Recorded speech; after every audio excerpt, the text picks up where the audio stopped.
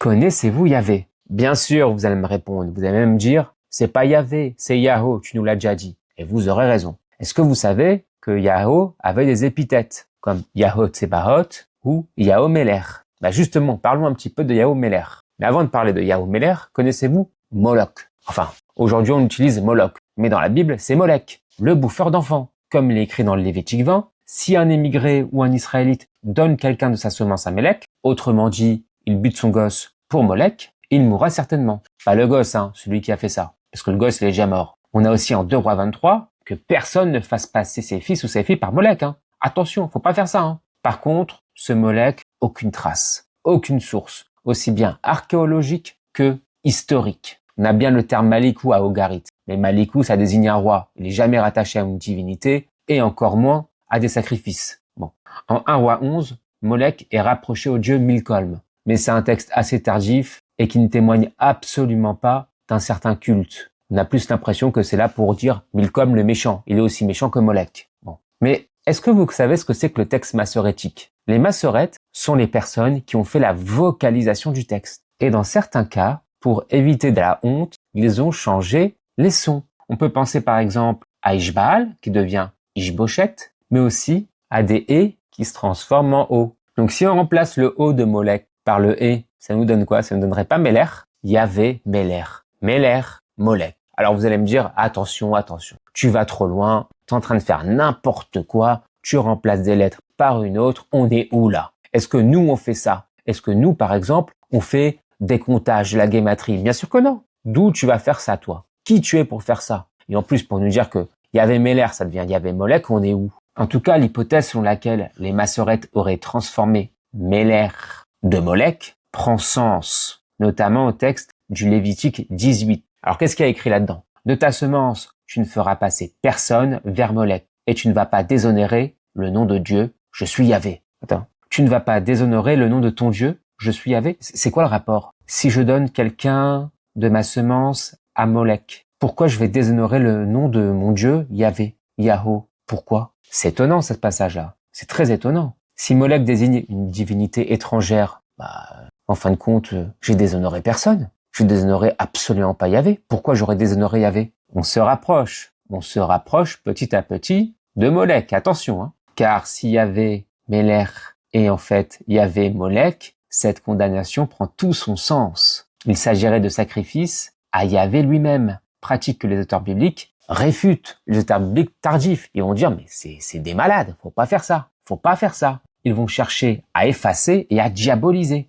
D'ailleurs, on a des informations sur les gens qui sacrifiaient leurs gamins. Ça avait lieu dans les Tophètes. C'est mentionné en Jérémie 7. Ils ont construit des Tophètes pour brûler leurs fils et leurs filles. Ce que je n'ai pas commandé. Bon. D'ailleurs, pourquoi le texte ne précise pas la divinité qui demande ça? Pourquoi il dit « Non, c'est pas moi qui ai demandé, c'est pas moi qui ai demandé ». Étonnant, non? Pas si étonnant que ça quand on connaît le texte d'Ézéchiel. Ézéchiel 20. Alors là, il est merveilleux. Allez le lire. Bon, déjà, le texte d'Ézéchiel 20, il dit que tous les malheurs du monde viennent parce que les Hébreux ne respectent pas le Shabbat. Bon, c'est pas très sympa. Franchement, tous les malheurs à cause du Shabbat, qui se détendent, Yahoo. Faut qu'ils se détendent quand même. Mais mettons ça de côté. D'ailleurs, comme je vous ai dit, si vous voulez, vous me filez vos erreurs du Shabbat, on peut s'arranger. Mais qu'est-ce qu'il y a écrit dans Ézéchiel 20, en dehors du Shabbat? Il y a écrit « Je les ai rendus impurs par leur offrande, en ce qu'ils faisaient passer par le feu leur premier-né. » Et en plus de ça, Yahvé admet même avoir donné des lois non bonnes, impropres à faire vivre. C'est incroyable. Là, il est en train de dire, je me suis gouré, j'ai donné de mauvaises lois, des lois qui tuaient leurs gosses, qui tuaient leur premier-né et qui faisaient par le feu. Jérémie 7, bonjour Jérémie 7, ils ont construit les Tophètes pour brûler leurs fils et leurs filles, ce que je n'ai pas commandé. Eh ben si mon pote, tu l'avais commandé, mais après t'as décommandé. Sauf que la commande était déjà partie pour certains d'entre eux. Et t'en as eu un petit peu honte.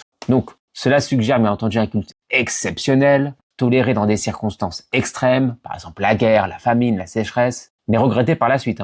Le sacrifice humain, bien que non valorisé par Yahvé dans la Bible, est en revanche attesté pour Kémosh. Eh ben oui, ça c'est écrit dans la Bible que Kémosh en demandait, et même que ça a marché. Lors d'une guerre entre Israélites et Moabites, le roi de Moab sacrifie son fils. Incroyable! Et cela va provoquer une réaction violente sur le champ de bataille. Une grande colère s'abattit, les Israélites prirent la fuite et Moab fut sauvé. Mais ça marche en fait, ça marche. Alors faut pas le faire, mais ça marche. D'où l'idée de Yahvé Molech. Alors le judaïsme rabbinique, il verra plus tard une réaction de dégoût des Israélites. Oh là là, mais qu'est-ce qu'il fait? C'est honteux, c'est scandaleux. Nous, on se barre, on veut pas voir ça. Mais dans le texte, c'est pas écrit ça dans le texte. C'est pas du tout écrit ça. Je sais bien que beaucoup de personnes analysent les textes au vu des exégètes, mais faut pas faire ça. Ça, c'est pour se rendre le texte sympathique. Ça, c'est pour continuer à croire. Faut pas faire ça, faut lire le texte brut, tel qu'il est. Et sincèrement, si vous enlevez la croyance, les textes sont vraiment sympathiques. On apprend plein de choses. On apprend plein de choses. Et ça devient intéressant. On voit aussi une évolution des mœurs. Alors c'est sûr que avec ces mœurs-là, heureusement qu'on a évolué. Parce que s'il fallait buter à chaque fois son premier-né, c'est pas ouf, Et d'ailleurs, ce qui est intéressant, c'est que le passage d'Ézéchiel 20, on l'a conservé. Donc au final, il y a des auteurs qui voulaient conserver cet héritage. Alors ils disaient pas que c'était bien, Ils le disent que c'est mal. Mais ils voulaient qu'on s'en rappelle pour qu'on ne refasse plus les mêmes erreurs. Alors après, ça pose aussi d'autres questions. S'il y avait admis lui-même avoir donné des lois impropres à la vie, des lois pas bonnes, d'où vous savez que les lois d'aujourd'hui, elles sont bonnes? Comment vous pouvez le savoir? Vous en savez rien. Parce que le Gus, il donne des lois, déjà des lois qu'on ne retrouve pas dans la Torah de Moïse. C'est à se demander s'il n'y a pas quelqu'un qui les a effacées. Pour les croyants, attention, moi je ne suis pas croyant, donc pour moi c'est évidemment une construction humaine. Mais en tout cas, c'est à se demander où est passée cette foutue loi. Et en plus de ça, Yahoo dit bien plus tard, après que les gens aient commencé à égorger leurs gosses, il dit bien plus tard que c'est pas bien ce que vous faites. Et qu'en plus j'ai donné une loi impropre à la vie. Il aurait pu le dire dès le début. Pourquoi il le dit pas dès le début? À croire qu'il a envie de tester les gens pour savoir qu'est-ce que ça va donner. Et peut-être que son histoire de Shabbat c'est pareil. Aujourd'hui ça lui tient à cœur, mais il va se rendre compte et il va se dire merde, j'ai fait une boulette. J'aurais pas dû faire ça. Donc à l'aube de ce texte, je vous invite à repenser aux lois de Yahoo et à vous demander si elles sont bonnes ou non, indépendamment de la divinité. Parce que pour les gens qui sacrifiaient leurs gosses, ils faisaient le bien. Et puis après, Yahoo a dit « Ah non, c'était mal en fin de compte ». Donc parfois, il faut se détacher de la divinité pour bien comprendre ses lois. Et ça, c'est important. Sur ce, je vous laisse et à la prochaine.